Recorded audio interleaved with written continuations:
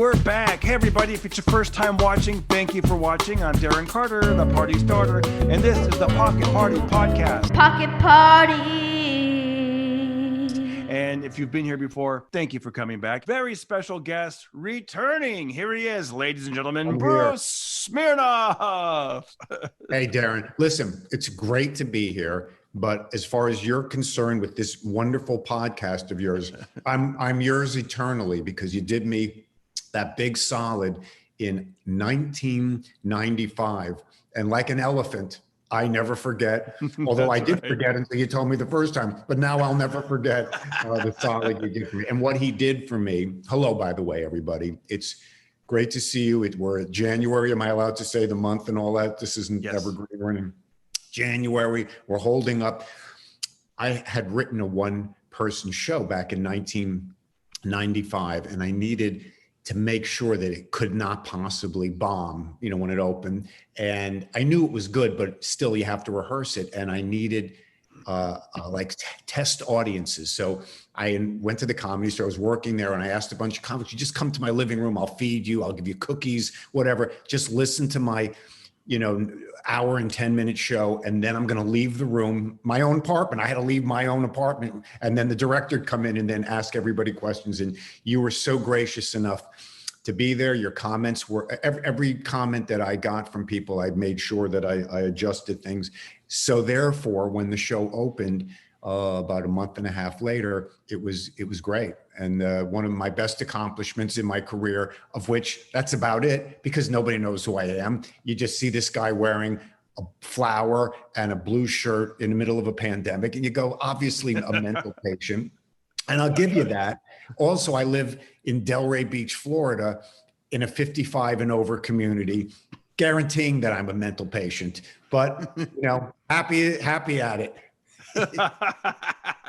Do you happen to have your old headshot handy by any chance? Yeah. The one, and you guys, as you're looking for it, you got to see this. So I when I first met Bruce, it was a little bit after this look, but still kind of had this look, and I became. No, you didn't meet. What year did you meet me? Well, no, so I was gonna say I met you in '95, like in '95. I was already losing my hair in '95. This really, picture, but I thought you kind of looked like that a little bit. A little bit. We'll let the audience decide. Okay, all right. Okay. So the whole thing, folks, is that in this business, you're judged by the way you look. I mean, you don't get, it's first impressions, especially in this business. People see you, they judge 1, 2, 3. So I knew this in 1975 when I first started out, and I saved up $1,000. And this was when I was living in Connecticut. I went to New York City to the finest photography studio that money could buy, Kriegsman. And I said, make me look like the star I shall one day be. And here I am in 1975. It's not doing, there we go. Oh man, that is awesome. That should be a dating profile picture. Look at the hair, all gone. Yeah, you're right. You didn't quite look like that, but no, I wish I did. I would, pay any doctor to anything to look like that, but no. But yeah, so when I met you, what'd you say, 95 is when I think it was around 94, 95. I do remember it would have been you. Yeah. I always remember you because you're like the first. I used to watch Cops a lot on TV, and that, like, if you watched Cops around 89-ish, 90, you started seeing like where they would arrest white people that talk like black people. And I'd never seen that in my life. I said, it's a white person. They talk like a black person. I never saw that before. And then I see you on stage and you were a redhead. I don't know what you are now, but you're a redhead then. And you talk like a black guy. I went, this is phenomenal. It's spreading all over the country. Now I'm the only one that speaks like this. Yeah, you're right. Because back then I would do my bit where I'd be like, I'm Darren, but the ladies call me Darren. What's up, girl? How you doing, Darren? Look, I'm the one you've been looking for. I am, I is, I was, I were, I half-ass had, do does, do will, shall, should, with me and my Mustang cookers, baby. I am Darren. Yeah. And I'd be in the back of the room going, what is this guy doing? He's out of his mind.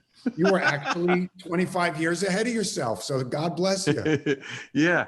And I had a friend that was, you know how this is. Like, these guys come and go, but he was a screenplay writer. And I think at I that know time him. he'd written, you might know him, but he changed his name a lot. He was either Okay. Matthew Wolfarth, or you knew him as Ooh. Buzz Nutley or Brian Matthews. But he No, had this idea. He wanted to write a movie, and he goes, I see Bruce Smirnoff is the lead. So he probably pitched it to you back then. But I mean, you I know, don't think so. I it's would have like, remembered that.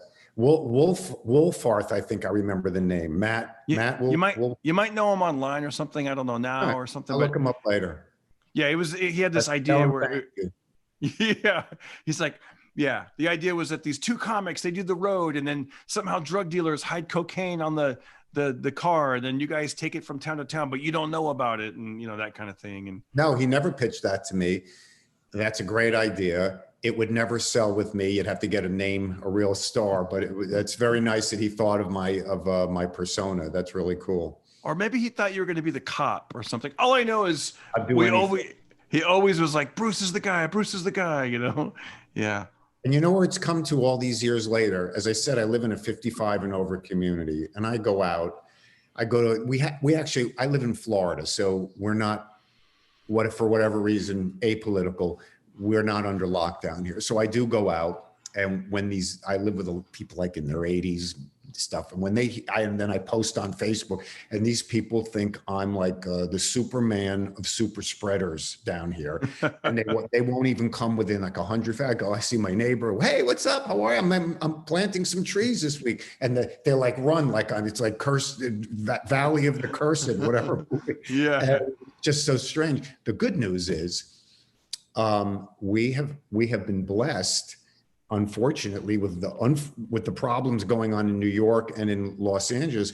All these comedians, and it's our benefit, are moving here. Shuby is here, and I'm talking about Jimmy Schubert, who is an A+.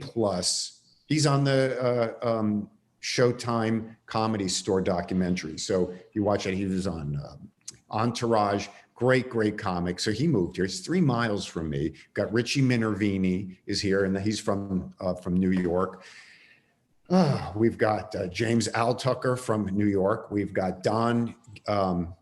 James Altucher. Yeah, he's the guy so who cool. He wrote that article, New York is dead and never coming back, and it's caused a lot of controversy. He's a stand-up. He's down here.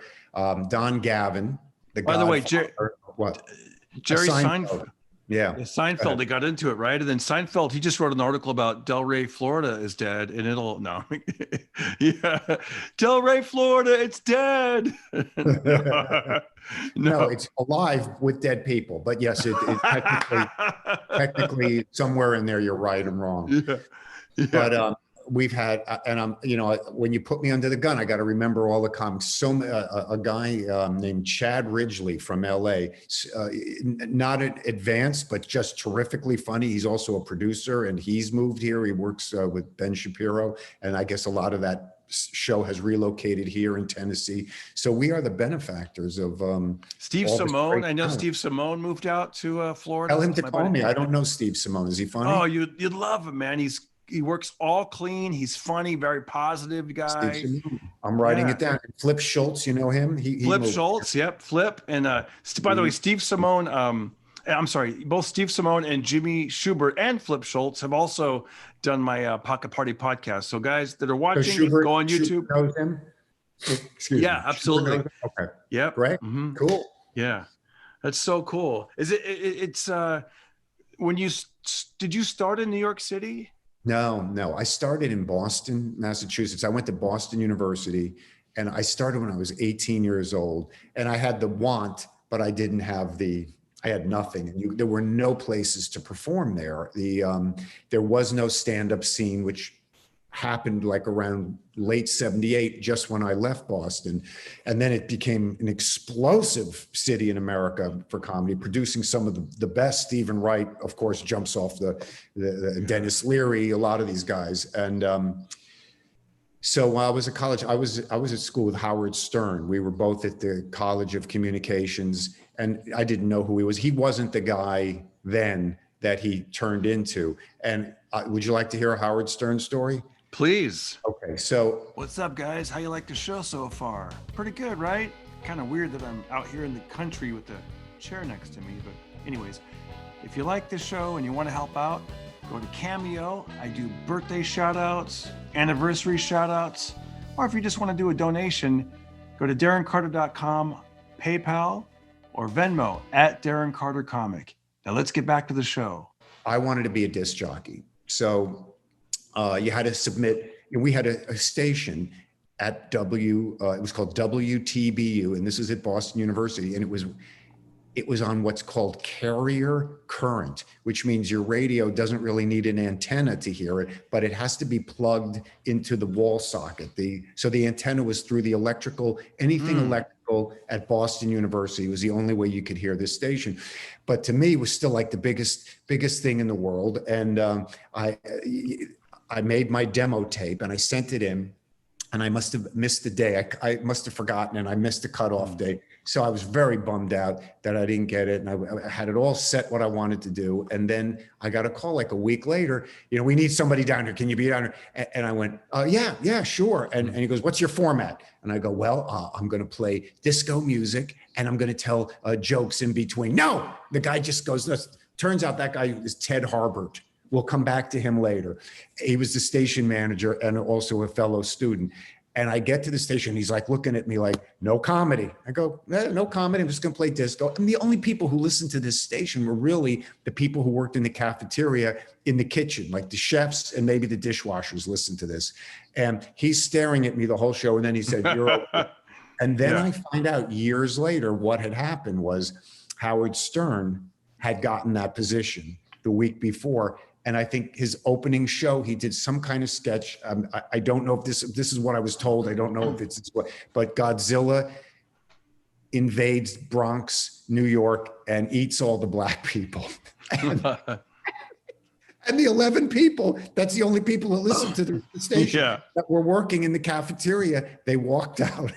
They're like, hell no. So I only found that out years later. And Ted Harbert, the guy who was really, making sure I wasn't being funny, he wound up becoming, president, I believe, of ABC, and then becoming like an arch nemesis of Howard Stern. So they were always, going at it. Howard would always go after him on there. Wow. So yes, I have a little bit of elbow rubbing, but I never saw him physically, or I wouldn't have known it. And, we were both tall, skinny guys, but I don't remember meeting him. I'm sure he does not remember meeting me.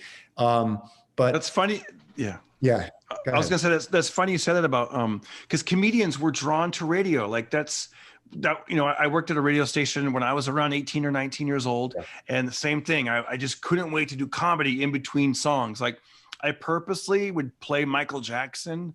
And just so I could do my Michael Jackson impression, I'd be like, "Thank you so much. It's great to be here in Fresno." And I'd play a Michael song. And I remember the program director coming in, and he said, "Here's what he said to me. He goes, Darren, this is a music station. This isn't a comedy station." And then he just left, and I was like, "Okay, loud and clear." They didn't quite see things. And I don't know what years. What are we talking about? The 80s with you? For me, it was like the end of the 80s. Yeah, 88. So this would have been 75 or 76 with me. So all up until then, all I think was really Imus out of New York. So comedy was not, the current trend on radio. So silliness maybe, but not comedy. Anyway, I met a guy, interesting, sad, whatever story. His name was Teddy Bergeron. Does that name ring a bell with you? Probably not.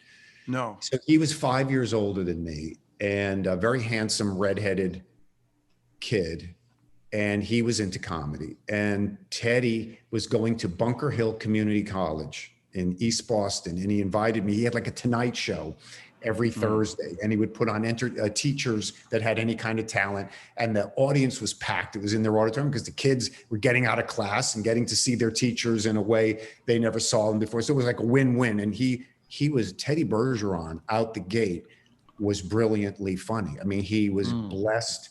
It's a long, long story. I won't go into. I'll just give you bullet points. But go ahead. He never bombed. I mean, he was 23. He would do other people's material. He wasn't like doing contemporary people. He would just do like jokes that were done by people in their 40s and 50s. Absolutely. And so handsome, and he could dance like James Brown, and he had the freckles and the red hair. Anyway, I did the show, and because the audience was so great and he gave me a good buildup, I killed. And then I got addicted. I never really did well again for years. It took so long because my gigs would be maybe once every 4 months in Boston, and it would never be under ideal circumstances. And I kept moving. But I'll go back to Teddy Bergeron. Teddy Bergeron wound up doing the Tonight Show with Johnny Carson. And you can, I don't know if it's a Googleable, I don't think so, but he did so well. He probably went in the top, I want to say the top 5 ever of young comics making their first appearance. Maybe people will argue with me, but he wound up doing, because he was getting like standing ovations during his set. He did about 12 minutes. They bumped the next guest.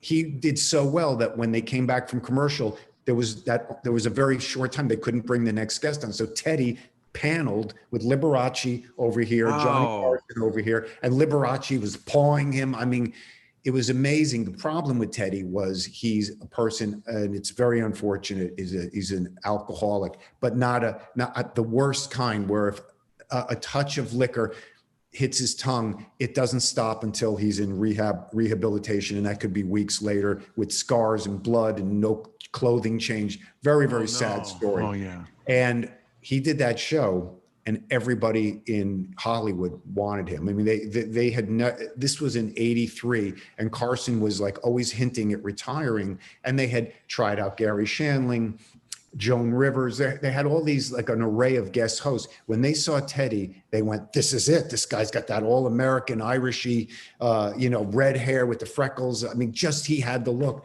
And they came to see him like 2 days later, because he wasn't returning any calls. He was building the momentum. He was a very smart guy, but then he had gotten drunk, and all the people in town came to see him at the Improv because no one could get him on the phone. So they all figured they'd surround him after his set, and he showed up to his set drenched in blood, beaten up, drunk, and vomit all over. I mean, it was just a horrible. Oh no. I could go on. I have so many stories. It's such a sad thing. And he's still alive. He lives in Las Vegas under terrible conditions. I still try to communicate with him and send him my love, but he was the one who got me into stand-up. And it's a terrible legend, a horrible, maybe one of the worst legends I've ever heard of or encountered, but I was there firsthand for it all. And it's a vicious problem, alcohol. You know, it's interesting. Yeah, it really is. And it's interesting that some people can see the liquor over my shoulder. Just terrible. Horrible. I just have it for show. Fortunately, yes. Yeah. So no, but I was just listening to as you're drinking straight vodka, like, yeah. Now me, I can handle it. You like my flower garden? No, I was just listening to, I get, Johnny Carson, but he was able to function. He would drink a lot, but he would function. I did my Carson story for you, right? Yeah, and he was drunk that night, and well, if you read the book by his lawyer, Bushkin, I believe is who wrote that book, even his own lawyer badmouthed him. He just wasn't a nice person, but he had the ability to turn it on, and no one will ever come to his level. No one. They prove it every night. Just put on any yeah. I think the Tonight Show, in its, like, let's say the 80s, I don't know where it was in the 90s, but like in the 80s, I think it was between 12 and 14 million people watched it every night. And then of course, cable and the UPN and all these networks started invading with Arsenio and all these other, but still talking about 10 plus million viewers. And now I believe the numbers I don't mean now during the pandemic, but let's say pre-pandemic, I think it's like maybe 1.5 million watch any of these people late night. The numbers are so down because there's so many alternatives, and no one's really that great. Right. I'm sorry. I mean, Johnny was just like, that whole that Nebraska, that Midwestern. We have Bruce Smirnoff on. They just feel like you love this guy. For his 9th appearance, here's Bruce Smirnoff. He will. Oh boy, that really would never happen. But he was so. I mean, just so great, so great. So phenomenal. But I got to tell you, like you're right. He's great, fantastic. I heard an interview with Pat Cooper, and Pat said that I guess there's this famous story. I guess Johnny used to drink at Dangerfields with Ed McMahon, and I don't know where this happened. It was in New York somewhere. They would go to Dangerfields. Yeah. I guess like Johnny Carson, like he peed on on his shoes, and Pat was like, "What are you doing?" And he had to go home and change shoes, and he told Johnny Carson off. And then years later, they brought his name up to do the show on the West Coast, and Johnny wouldn't have him on. And it's like, wow, like he's like, why is he? Yeah. I mean, he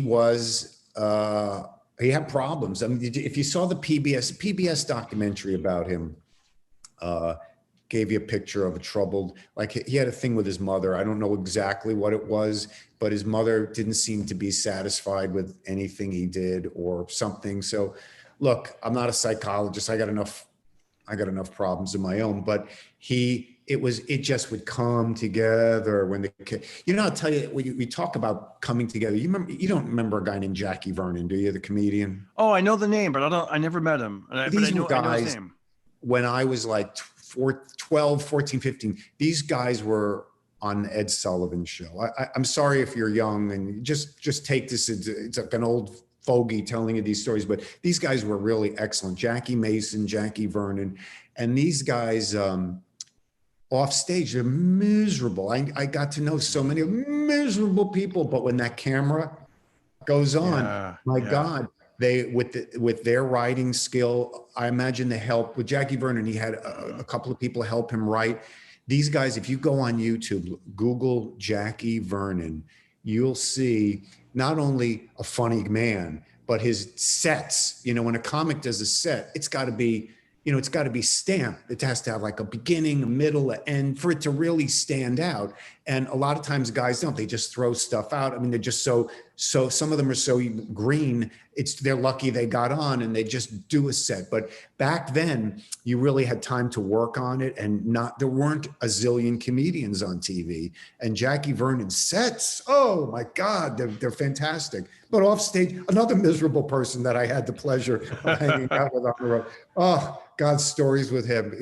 He would sit, we were doing Phoenix, Arizona. His career had petered out. I believe what happened to him is he struggled for a long time. Then he got really famous. And then he told all the people that kind of like pooped on him while he was down, he told them all to get lost. And then I believe the IRS caught up with him. He had some problems and he lost like all his money. So all the people he told to blank off, they all told him to blank off. So he was left with very little left. So he was doing comedy clubs. This is in 1980. So anyway, I'm enamored with him because I used to watch him as a kid, and I would do anything for him because he was the headliner. I was just starting. So calls me into his room. It's like, Phoenix in the summer, like 112 degrees. And, I knock on the door. He goes, "It's open."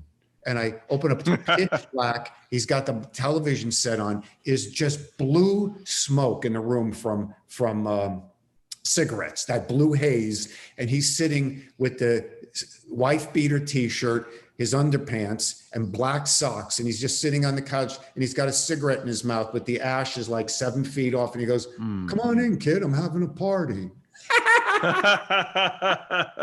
Just these things. And then, forget. That week with him on the road was incredible. I really became, if you can Google Jackie Vernon, Google him, and you'll see what I'm talking about. Real funny guy. I will. Guys like that are, you know who's funny? Like Jay, what's Jay's name? Jay London. Jay London. Yep. Is a throwback. And Jay London has a bit of the Jackie Vernon where he's like this weird looking guy, a guy that just doesn't look like he belongs in society. And Jackie Vernon would be always beautifully dressed, but he had that look, "Hello, thrill seekers." That was his shtick. But yeah. That's cool. From my rose garden. This is what it's come to. I'm growing flowers. It's interesting you say that about the ash, and because I can totally picture that type of comedian and that type of person. I'm having a party. I feel like nowadays, don't you think that there's definitely it's more accepted to be like into exercise and fitness and eating healthy and drinking healthy? Because I know like in the 80s, there was the guys that would sleep all day, the shutters shut. And, Right. I feel like now it's okay to, Right. hey, Meanwhile, I'm not going to mention any names, but all these guys that you're referring to, then you read the paper, they died of a drug overdose. So, they're on the treadmill, and then later they're hitting the blow or whatever. But I think it's all relative. I just think definitely his generation, they were not into spin cycling, let's say, but listen, he lived, I think he passed away around 90. I remember Skippy Lowe, that character in Hollywood. Yep. Yeah. So I used to go to the same dry cleaners as Skippy, and Jackie. I remember when I heard that he passed away. I was very sad, and I was in the dry cleaner picking up some stuff, and Skippy comes in. Skippy was you can look him up on YouTube. He's the character that Martin Short called Jiminy Glick. He created this character based on Skippy Lowe. Skippy wasn't fat. I don't know why Martin Short added that, maybe just to give it some character, but Skippy was very skinny, but that shock of hair, very gay. And anyway, so I'm there and picking up my, and Skippy just totally self-absorbed comes in. Hello, Mary, darling Edith. I missed the lottery today. Would have won $5 million. I missed it by 2 numbers. And I'm going, hey, that's great, Skip. And he goes, why are you so down in the dumps? And I said, Jackie Vernon died today. And he goes, oh, I wonder if the media will want a clip from him of my television show. And he just runs out. I mean, here's like a man who's like 65 at that point, running like Bruce Jenner at a marathon to get home to see if the media, he used to have like a cable TV show where he would interview, celebrities that were long past famous, but, only thinking of himself, typical Hollywood. Right. And we never change. I'm still a selfish prick all these years. That's so funny. Yeah. It's so funny you say that. Like, I remember him from the Comedy Store. He used to run a show every now and then, I think in the belly room upstairs. That's right. Skippy And, Lowe. and when I couldn't get on at the Comedy Store, when I moved to LA, I was so bad. I was so green. The owner of the Comedy Store, quote unquote, discovered me in a coffee shop at the Hyatt House. But I wasn't good enough, and at that point, and she put me on, and I bombed in front of her. So I was relegated to just working for Skippy Lowe. So as weird as Skippy was, and as nutty as he was, I owed him a lot, because where no one would put me on stage. I mean, if I stayed at the Hyatt House, the show went till 2 a.m. And if there was at least one person sitting at the bar, the show went on. So there were some nights I would perform to 2 Japanese tourists. It just didn't matter. It was the machination of getting dressed, going there, waiting your turn, going over your material. It's a tough business. When you make it, it's real rewarding, but it's a tough business. It's funny you say that, because I remember that he'd always call people Mary. Hey, Mary, you're next. Hey, Mary, you're Mary. That's the gay talk. That's what they do. So yeah. You know what was hilarious? He had great hair though. I wish I had his hair. I remember one time I was at the bottom of the belly room, and there was a black comic on stage in the main room, and I was in the doorway watching. It was sold out on a Saturday night. I'm in the doorway watching the black comic on stage, and Skippy Lowe comes down, watches him for about 30 seconds, and he turns to me, because the guy on stage was saying the F word a lot, right. And so Skippy turns to me and he goes, he'll never make it in show business, and just walks away. And guess who the guy was on stage? Paul Mooney? Martin Lawrence. It was Martin Lawrence. I'm thinking the guy he's already made it. He has a sitcom, and it made me laugh though. Yeah. For those of you that are watching, again, if you're young, this is like an educational evening for you. I hope that you're getting some humor from it. Google Skip, initial E, Lowe, and you'll see he's got a million of these interviews. He would interview these celebrities, like big stars that Hollywood turned their back on. Like he would have Milton Berle, Mr. Tuesday Night, the man who was responsible for television sets being sold initially in the United States post-World War II. But by, the mid 70s into the 80s, Milton was just a guy that sat at the Friars Club, name only, but wasn't working. And he would have those, like I was on Skippy's show with I think one of the Andrews sisters, and I didn't know that they all hated each other. And I called the one on the show by the name of the one that she hated. I thought the television cameras were going to melt. But anyway, watch Skippy Lowe. And then when you watch that show, then go watch Martin Short do Jiminy Glick, and you'll see you'll just see, boom, it's just a fat suit. And again, that's a choice that he made, maybe to alter the character in some way. But that Jiminy Glick is beyond brilliant. And Skippy Lowe, unintentionally beyond brilliant. Didn't know it. That's amazing, man. Bruce, we're gonna wrap up because I love having you on, and I know you got to run. Look, I have so much I prepared for you tonight. We didn't touch this. We only hit a couple of things on this. So that's what's great. You know what? Okay, two things. My son. You have forever favors with me because I don't do podcasts anymore. Yeah. I'm totally podcasted out. But you have whatever you need. You got it. Thank you. Thank you. You know, the last time you were on, I took a snippet of one of your stories and I put it right in the front, and my son loves it because every time you hit play, you're wearing a pink shirt. And if you guys go, you'll see, you can't miss that bright pink shirt. That's how I always see the thumbnail. But you were telling a story about you at camp, and my son has memorized it. Where you're like, blank me, blank me, blank me. And I was 20 years old. Ron Jeremy, yeah. My son, he's 13. He's running around going, blank me, blank me. He thought it was so funny.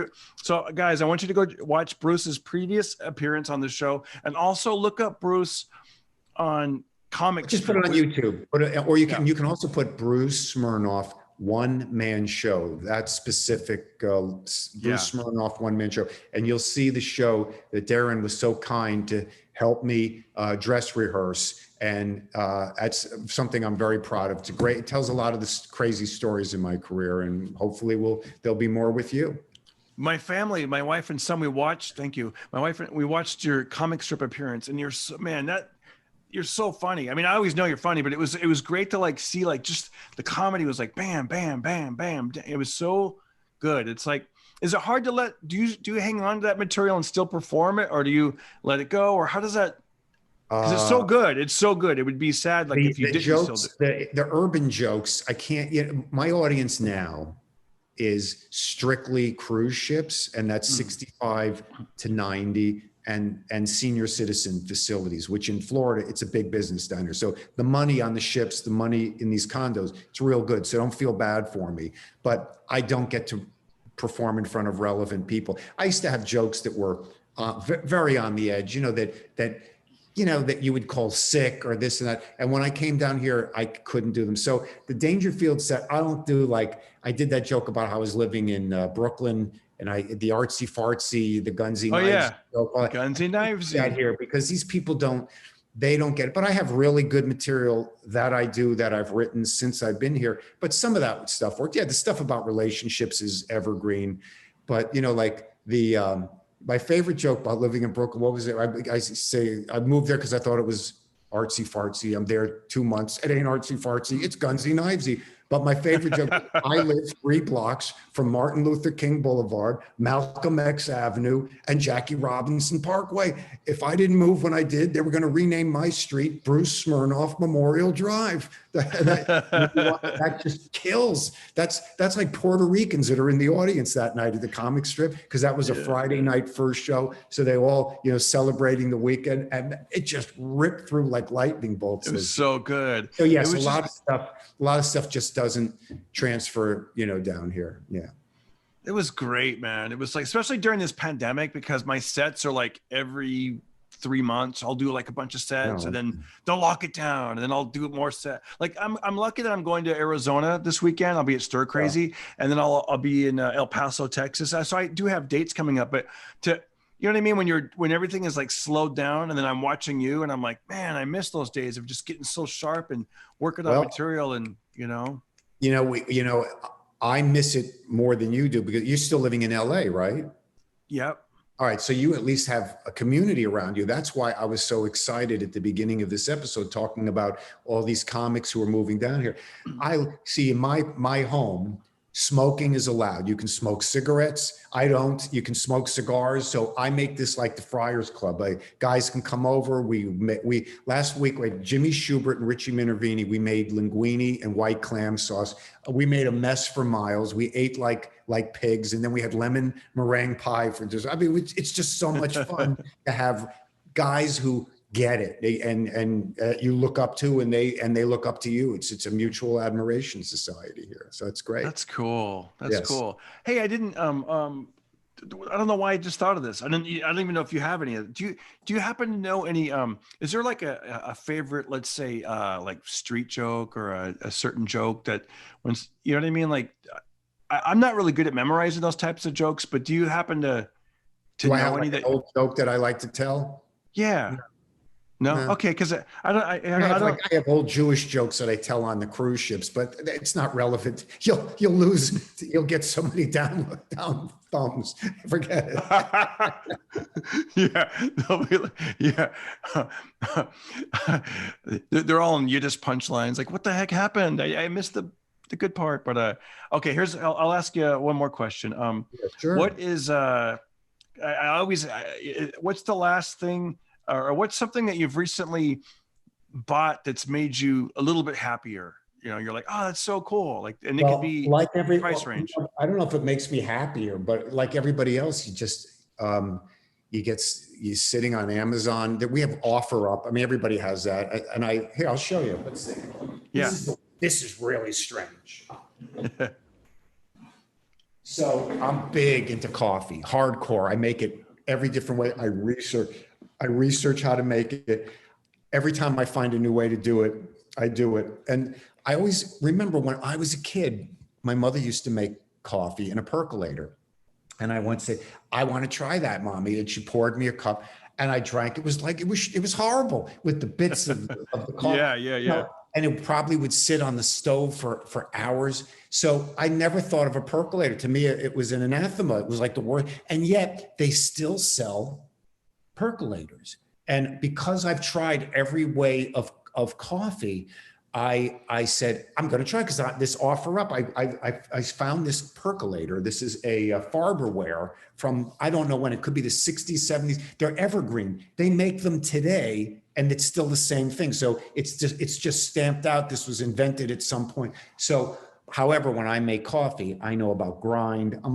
This is like the one thing I know. So I know about grind and water to coffee ratio, and I have scales and measure it. I'm nuts. Ooh. So I said, I bet with the kind of percolator that my mother had, if I do it with the proper ground size and the proper ratio to water, it'll be good. Well, it's not good. It's phenomenal. So, and this is boiling water, which when you watch these coffee snob blogs, they go, oh, can't use boiling. It has to be 195 to 206. It's an insomnia. If you go to 207, they'll come and kill you. It's not. Because this goes to 212, and I'm telling you, phenomenal. So what happens? I get addicted to it, and I start buying percolators. I have 3 of them now. This is the Cuisinart. This is the Farberware, and this one needs a different grind than this one because the screens inside. Anyway, the people that don't drink coffee. This is just the ranting of a psychotic person that has nothing to do. But those of you that are into coffee, I know what I'm talking about. You got to go. These things are like $20 because their people pass away. They find them dead on the floor. The kid comes in to clean up and go, get this out of here. What do we do with it? Put it on offer up. Some schmuck will buy it. So they put it, they have no idea the worth of it. So they put it up and I get them for like $10, $15. These things are phenomenal. I would pay triple that for these things, but I don't. So, you're right. That was real. I remember growing up, that was the kind of coffee that they would make, the percolating. What do you think? Why was it so bad back then? That people didn't. Because our parents, God bless them, may they rest in peace. They use canned coffee. So it could have been canned during World War II, and they bought it in 1970. It didn't matter to them. And then the size of the ground, it's just uniform when you buy canned coffee. So they put it in, and then they would leave. This is an electric percolator, but some of these percolators that like my mother had, where you just put them on the stovetop. So my mother, you only boil these things if you're really an aficionado. This has its own timer and thermostat. But if I was going to do a non-electrical one, as soon as you hear the percolating, you go 5 minutes and then you take it off. But my mother, what did they know? They put it on to an hour later. Oh, I forgot the coffee. Let's have a coffee. And this is what I don't know. I guess my mother wasn't that into coffee or anything, but this is what made whoever did it in your hand. I remember a story here. You'll get a kick out of this. There was a kid named Ricky. He was a guitar player, Ricky. I'm blanking on his name. This is in Connecticut. And I wasn't that friendly with him, but I needed something from him about a guitar because I used to play the bass and we were going to try to form a band. I went to his house and he came from like a family of very stoic, real white bread people. And it was like in February, it must have been like 20 degrees out. And his father was in the backyard. I grew up like in the country. His father was like chopping wood and the kettle was on the stove. The tea kettle was like, whistling. And the father with the hat and the weathered hands. I mean, he was probably maybe only in his 50s because to me, everybody was old when you're 16 years old. Weathered man, he came in and he just opened up the cupboard, took out Sanka. You remember like Sanka coffee? Yep. He just put it into a cup and he took the boiling water, right? Poured it into the cup, took the spoon. I'll never forget this, stirred it and put the spoon down and just went and drank the whole thing. And then walked back out with the axe to go chop down more trees. That sticks out in my head. Well, now, why were you asking me that to trigger that? I forget already. That was amazing. We were talking about coffee or whatever. So I just remember those types of machines, those types of coffee pots at like church functions and those are percolators. Those are percolators too, but those are 48 cup. Yeah. And don't think I haven't thought about buying one of those either. But there's some that are really good, but the ones on OfferUp are just really junk that don't have thermostats in them that you just have to kind of eye. Believe me, the ones I just showed you are, see how I light up when I show this, I care less about it anymore. Coffee, now we're talking. I heard speaking of percolate, I heard a motivational speaker say something and it just stuck with me probably because it rhymed. And he talked about when you become like you get writer's block and you don't feel creative. He said, go for a walk, go for a jog, go for a drive, get out there. And I love this. He said, you have to circulate to percolate. Great. That is a great one. That is very good. Yes. Yeah. You have to circulate to percolate. Very good. I had to do a show 2 weeks ago and I haven't worked in no longer than that. I haven't worked since March 12th of last year. And the gigs I get here at these condos, you can't bomb because it's a small community. There's about 30 of these places and they all talk to each other. And you know how Jewish people are. They can't wait for you to do something bad so they can yenta about it all day long. Oh, Bruce Smirnoff, he laid an egg. They just can't wait, right? So I have to be good. But I'm so rusty and, everyone watching, we're all in blasé, blanked out, zoned out mood. And so I started 3 days before the gig rehearsing, walking it out. That's how I did the 1 minute walk out. And I couldn't. And I was getting negative and I wasn't circulating to percolate. So I get to the gig and I'm so nervous. I'm as nervous as I was when I started. And then I just said, screw it, and went on stage. And fortunately, everything was great. But what I didn't realize was this audience was so desperate for entertainment that, because these are older people that are making a statement. They were no masks. They were socially distanced, but they wanted a show no matter what, because they're tired of this nonsense. And they were there and they were, I walked on stage, I think I was like that, and they started laughing. I was scratching an itch. So they were great.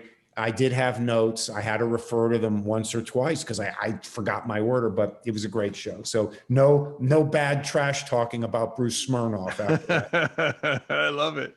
You bombed so bad. You're like, maybe I will start wearing a mask everywhere. Yeah, that would work. Yeah.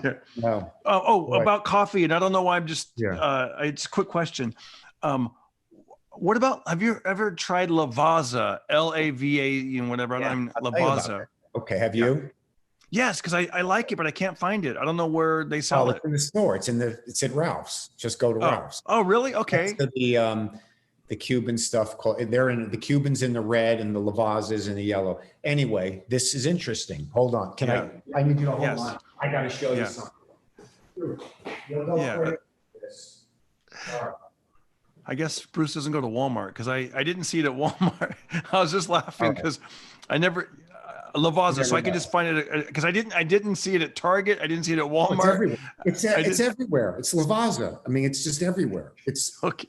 I thought maybe it was like really nice coffee then. Maybe it's not. I don't know. So I wanted to get my bath bathrooms redone. So I go to the store with this woman that redecorates, and she goes, I have to come to your house and measure. And she's got an accent, and she's from Brazil. So she's measuring, and I go, would you like a cup of coffee? She goes, no, I got to get back to it. I said, just curious, do you like coffee? Because I'm always looking, like we said, for the next thing. The percolator was my second to last discovery. And she goes, I love coffee. I go, well, how do you guys make it? And she goes, we just have a pan on the stove. We bring it to a boil, and we put lavazza, which is lavazza is no different than the one I'm blanking on. It's just a powderized coffee.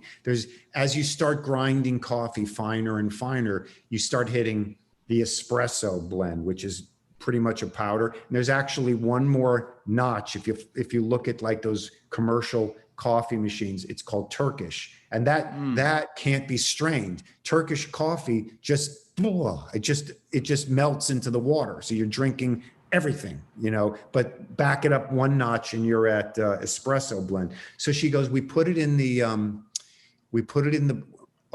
pan, and we bring the water to a boil for like maybe 30 seconds. Again, remember that 205-degree thing that blows through it. These are the Brazilians. They've been drinking coffee for a million years. We're at 212 again. And then they put it through a cloth, not a paper, but a cloth strainer. So I go, I got to get I couldn't believe I've lived my whole life. I didn't know about this. So now I've got these cloth strainers. If you don't know, look it up, YouTube it. So the Brazilians then take this and they put it over the cup like this, and then they pour the whole contents of the pan. So it strains obviously the lavazza, and they've got this phenomenal tasting coffee. If you make it right, all coffee is great when done right. Just counter to if it's done bad, it sucks, So, but when you know what you're doing, so this is it. Go get a cloth. What's that? This isn't cloth, it's hemp. So there's hemp and there's cloth, and you can use like pajamas. I mean, it's just flannel, cotton, or you get the hemp. So in some countries they make them. They just they wait till their underwear is, it's got too many holes in it, and they cut a spot out. They sew this, you sew this stitch into the side, and then it fits into the cup. I got a question for you. I'm more interested in talking about coffee. I'll be honest with you. I know. I like myself better this way. Yeah, we're like, enough of the great Johnny Carson stories. Let's talk stale. It's all stale crap. I like talking about coffee. Okay, let's say you're on the road and we got to get coffee. McDonald's, yes or no? They say McDonald's isn't bad. Nah, I would do, here's what I do. Dunkin' Donuts. It's fantastic.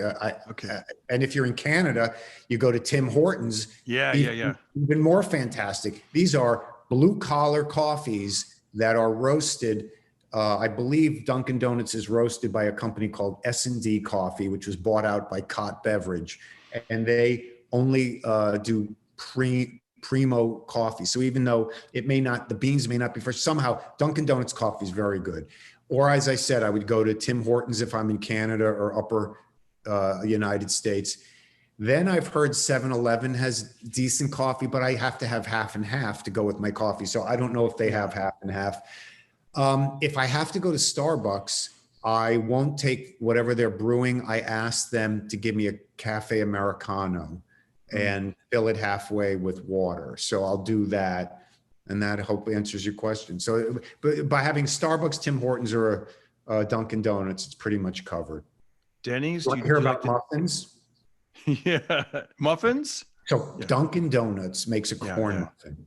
And I've been eating it, whatever, my life. And for whatever reason, I can't describe, I love that corn muffin. A corn muffin and a cup of coffee to get you going. That's it for me. So because I'm cooking now with the pandemic, I wanted to recreate a Dunkin' Donuts muffin. And I'm turning into a decent cook because I follow directions. I do a lot of research, and I've made 12 different recipes of trying to copy the Dunkin' Donuts muffin. And I've made 12 different types of corn muffins, and they all wind up after like 2 bites in the garbage.